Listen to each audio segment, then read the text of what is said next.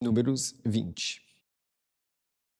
E os descendentes do persistiu com o grande pastor, toda a reunião entraram no sertão de palavra de espinho, no primeiro ciclo de mês. E o povo ficou assentado impuro.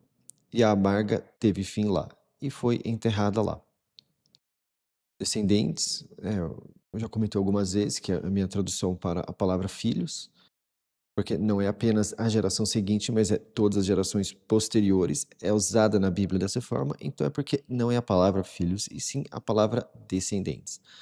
Algumas traduções omitem completamente essa palavra e colocam, por exemplo, israelitas, porque aqui persistiu com o grande pastor, significa Israel. Então, eles, ao invés de colocarem os filhos de Israel, eles simplesmente chamam de israelitas. Toda reunião. Essa palavra reunião aqui é a palavra usada para sinagoga, tá? Então, nas traduções tradicionais, eu vou até ver aqui como está. Está como congregação em um, comunidade na outra, congregação na outra. E é diante de como nós vemos isso, uma sinagoga, que é o que eles chamam, é de fato uma comunidade, uma congregação, algo assim. Mas é uma palavra grega que significa simplesmente o verbo reunir. Então, é porque é uma reunião.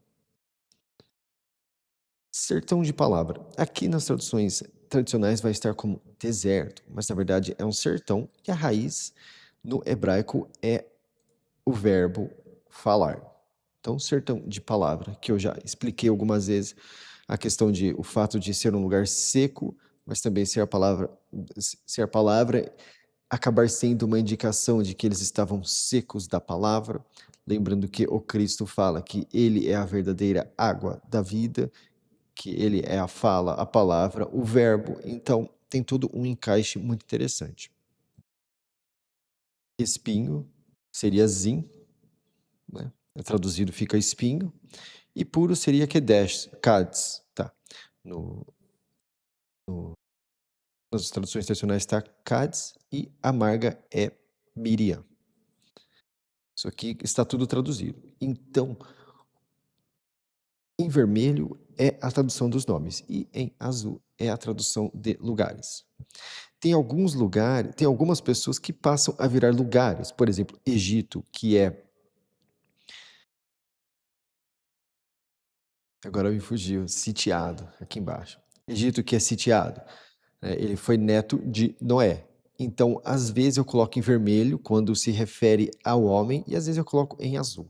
Mas é a palavra no hebraico que é Mitzraim, que é o significado é sitiado. 2. E não havia água para a reunião. Então, que é interessante, né? Eles estão no sertão de palavra e não havia água. Então você tem todo esse encaixe que eu comentei. Então eles se convocaram contra o tirado e contra o grande montanha. Agora, esse convocaram, eu também já falei algumas vezes, que é o verbo da palavra igreja. No grego, igreja vem de eclésia, que significa convocar. Então, uma igreja é uma convocação. Biblicamente, uma igreja não é um prédio para Deus, é simplesmente uma convocação. Essa questão de ser um prédio para Deus foi uma decisão tomada por homens que, ao meu ver, acabou centralizando demais e perdendo o contexto de que o importante é a convocação e não o prédio. E tirado é Moisés e grande montanha é Arão. E o povo brigou com o tirado. E eles disseram, dizendo: quisera nós tivéssemos expirado no expirar dos nossos irmãos à frente de salvação. Agora aqui nas traduções tradicionais, tem uma aqui que é perecer, outra é morrer, outra colocou expirado aqui, perecido. Tem outra palavra que é usada para perecer, que é a mesma que é usada para destruir, que agora eu esqueci como é que é, mas ela é uma tradução mais fiel para aquela palavra. Aqui é de fato expirar, é no sentido de exalação final. Então é por isso que eu coloquei expirar, porque a exalação final é uma expiração final. Então, acabou ficando expirar. E tem esse encaixe com o grego também, quando o grego faz ligação a essa palavra no Antigo Testamento. E salvação é o nome de Deus. Não a palavra Deus, mas o nome de Deus. A palavra Deus eu traduzo como Salvador. E o nome, Jeová, eu traduzo como salvação. Nas Bíblias tradicionais está Senhor e na dos Testemunhos de Jeová está como Jeová. Alguns chamam de Javé, que seja. São transliterações de como é dito no hebraico, mas se eles falavam o hebraico e isso é uma palavra hebraica, então ao traduzir para o português tem que traduzir o nome também, senão perdemos o significado, o encaixe diante dos versículos. Então, ao meu ver, o encaixe em português dessa palavra é salvação por conta de Jesus. Se chamar Jeová é salvação. Então, se o maior de todos, o nome dele, a fama dele é que Jeová é salvação, então quem sou eu para discutir? Então, comecei a colocar salvação onde temos Jeová. Aí, e muitos versículos começaram a fazer sentido, e eu comecei a ver o quão útil isso é, porque você está sempre sendo lembrado de que ele é salvação. Por mais que aparenta-se em alguns versículos mais pesados, parecer que ele só quer destruir, de alguma forma ele está salvando. Então, até em versículos, por exemplo, onde você vê, eu sou o Senhor seu Deus, né? Quando você traduz tudo, fica, eu sou salvação, o seu Salvador. Então, você começa a ver que os versículos eles ficam mais coerentes quando você traduz Jeová como salvação e Deus como Salvador. 4. E por que vocês fizeram a convocação de salvação entrar neste sertão de palavra? Para nós termos fim lá, nós e os nossos animais de pasto? E por que vocês nos fizeram subir desse teado? Para nos fazer entrar neste lugar ruim? Não é lugar de semente, e de estendido figo, e de enrolado pé de uva, e de elevada romã, e não há água para beber. Tá. Enrolado pé de uva. Tem duas palavras que são usadas para pé de uva no Antigo Testamento. Uma delas é como se fosse uma plantação, é um lugar calculado onde teria, porque tem um cercado. Então, esse eu chamo de cercado pé de uva. E esse aqui é como se fosse a uva silvestre, tá? Ela está enrolada. Então, eu chamo de enrolado pé de uva. O enrolado vem do sentido literal. O que dá a se entender é que se compõe da palavra no sentido enrolado. Então, eu acabo colocando enrolado pé de uva e no outro cercado pé de uva.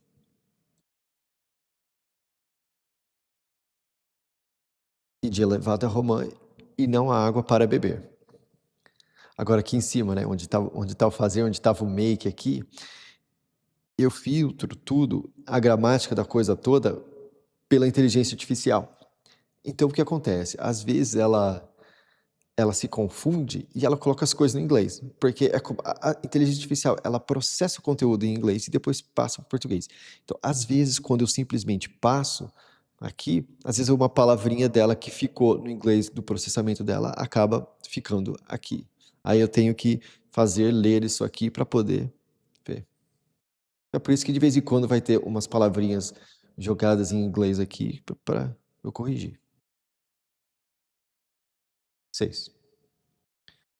Então o tirado e o grande montanha entraram da frente da convocação à abertura da tenda do momento. E eles caíram de frente. E o peso de salvação foi visto a eles. Lembrando aqui que tenda em muitas traduções vai estar como tabernáculo. Aqui está tenda. Tá, tenda do encontro, beleza. Mas esse encontro que eles usam é mais específico momento, porque a palavra do grego, quando os apóstolos usam, ela é mais ligada à palavra momento. Então, como se fosse, neste momento a tenda está ali. Né? Não necessariamente é ali que nós nos encontramos, mas no momento aquela é a tenda. 7. E salvação falou ao tirado, dizendo: pegue a vara e convoque a reunião. Você e o grande montanha, o seu irmão, e vocês vão falar ao rochedo aos olhos deles, e ele vai pôr a água dele, e você vai fazer a água sair do rochedo para eles. e você vai dar de beber à reunião e aos animais de pasto deles. Agora aqui, ó. Lembrar que convocar é a tradução da palavra igreja e reunião é a tradução da palavra sinagoga. Então aqui nós temos igreja e sinagoga sendo usados junto em uma frase. Lembrando que igreja e sinagoga, no sentido bíblico, não são prédios, são simplesmente atividades. É o convocar de uma reunião. Isso aqui não está falando para você ir à igreja, está falando para convocar uma reunião. E aqui, rochedo. Nas traduções tradicionais, vai estar como rocha. Rocha, acho que vai estar tudo como rocha. Rocha. Rochedo. Ah, tem uma aqui que está rochedo. Legal. Mas é rochedo, porque tem outra palavra que é usada para rocha. Isso aqui é algo muito maior. Não é algo pequeno, não é tipo, ah, tem uma rocha ali. É algo muito maior. Então, para se ter uma ideia, se eu não me engano, quando eu passei por essa parte para fazer, queria que eu colocasse penhasco, para você ter ideia do tamanho que é rochedo, do sentido que é usado. Mas eu achei que penhasco ia ficar muito. Ia passar uma ideia errada, porque eu acho que o foco é passar de que é uma rocha grande. Então ficou como rochedo. Sabe? Tem outra palavra na Bíblia que é usada para rocha. Inclusive, Pedro, nós falamos que significa pedra, mas Pedro significa rocha. O nome de Simão Pedro no Novo Testamento, aquele Pedro, ele se liga e ele é usado como a palavra rocha no Antigo Testamento. Quando você liga a forma que eles usam aquela palavra ao Antigo Testamento é a palavra rocha.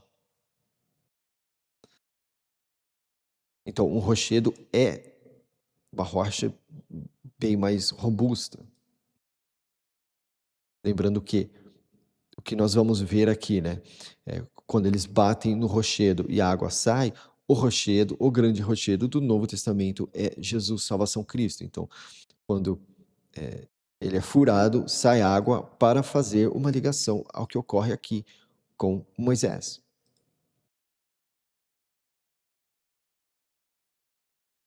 Então vamos lá. 8, né? Pegue a vara e convoque a reunião, você e o grande montanha, o seu irmão, e vocês vão falar ao rochedo aos olhos deles. E ele vai pôr a água dele, e você vai fazer água sair do rochedo para eles. E você vai dar de beber à reunião e aos animais de pasto deles. 9. E o tirado pegou a vara da frente de salvação, conforme ele determinou a ele. Aqui se determinou, nas traduções tradicionais, vocês vão ter ordenou, se eu não me engano. Deixa eu ver.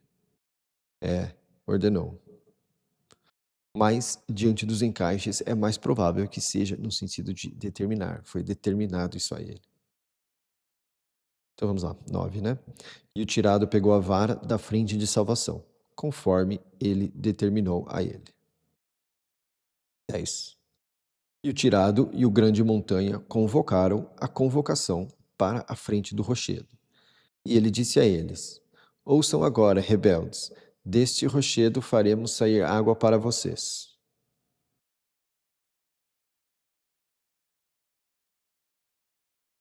11. E o tirado levantou a mão dele e golpeou o rochedo com a vara dele 2 vezes. E muita água saiu. E a reunião e os animais de pasto deles beberam. 12. E salvação disse ao tirado e ao grande montanha: Por causa que vocês não confiaram em mim, para me purificar aos olhos dos descendentes do persistiu com o grande pastor, por isso vocês não vão fazer esta convocação entrar na terra que eu pus a eles. Agora aqui, confiar é isso aqui, ó. Tem uma tradução que coloca confiar, na outra que é crer, na outra é crer e na outra é confiar.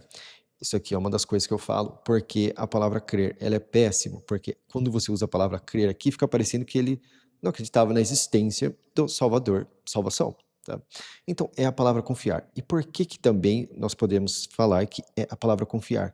Porque aqui ele falou para eles falarem ao rochedo e eles bateram no rochedo. Então, eles não confiaram nele. Não é que eles não creram no Salvador salvação, porque senão eles não teriam feito absolutamente nada. É porque eles não confiaram.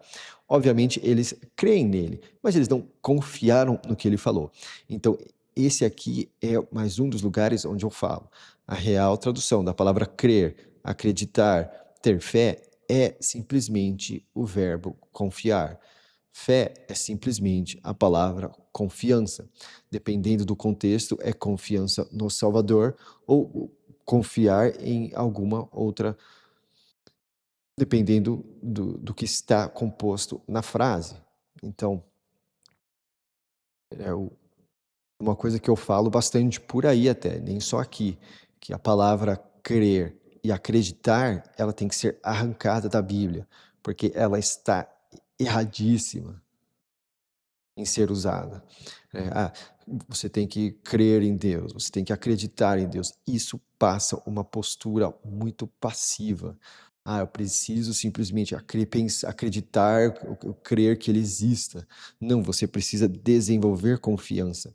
E você só desenvolve confiança à base de um relacionamento com ele. Né? E o bom livro, ele ensina você a ter um relacionamento com o Salvador. Então, é para buscar esse sentimento de confiar no Salvador, Salvador Deus.